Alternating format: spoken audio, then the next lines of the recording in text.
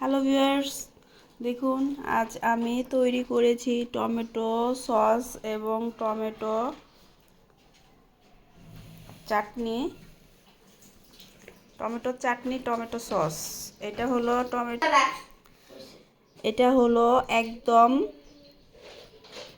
পাতলা করে স্যুপের মতো করে করেছি, একদম পাতলা করে স্যুপের মতো করে করেছি। আর এটা করেছি ঘন করে।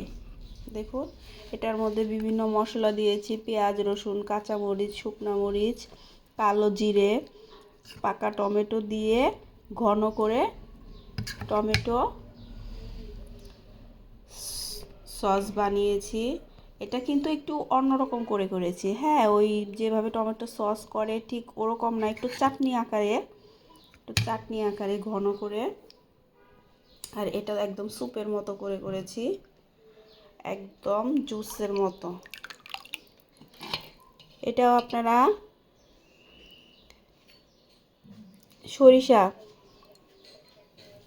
এটাতে আপনারা সরিষা ফোড়ন দেবেন। সরিষা ফোড়ন দেবেন, এরপর তেজপাতা, শুকনো মরিচ এগুলো ফোড়ন দিবেন, বেশি করে জল দেবেন। সরিষা দিয়ে সুন্দর করে তেলের মধ্যে ফোড়ন দিয়ে, এই যে শুকনো মরিচ, তেজপাতা, সরিষা সুন্দর করে ফোড়ন দিয়ে টমেটো কুচি কুচি করে কেটে একদম ভালোভাবে মিশিয়ে নেবেন এবং শুকনো মরিচ, কাঁচামরিচ দেবেন, একটু সামান্য হলুদ দেবেন। এরপর এখানে অল্প সামান্য করে একটু হলুদ, এই কি বলে, পেঁয়াজ রসুন একটু করে এটা বেটে মিশিয়ে দেবেন এবং দেখুন কত টেস্টি হয়েছে খেতে।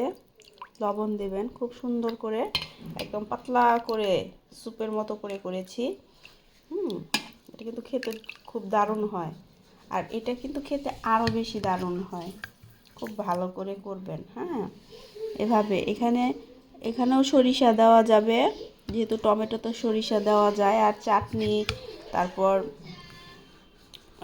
সস, এরপর আচার, এগুলোতে সরিষা দেওয়া হয় এবং এটাতে পেঁয়াজ রসুন একটু বেশি করে দেওয়া হয়েছে। তো এভাবে সুন্দর করে তৈরি করে নেবেন, একটু হলুদ মরিচ দিয়ে, মশলা বেশি করে দিয়ে সুন্দর করে তৈরি করে নেবেন, ঘন ঘন করে, স্পাইসি করে। এরপর করেছি ডিম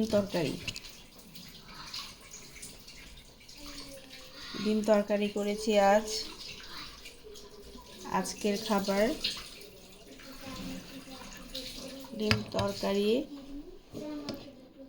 ও ডাল।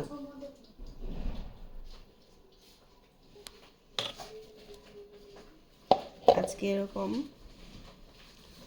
একটু অন্যরকম খাবার করেছি।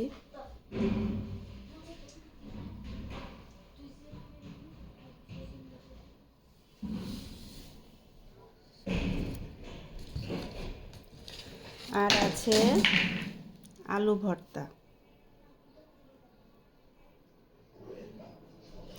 শুকনো মরিচ দিয়ে একটু বেশি স্পাইসি করে করেছি আলু ভর্তা।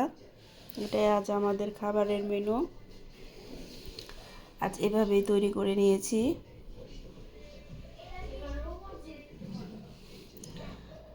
তো গাইস, ধন্যবাদ। Subscribe my channel.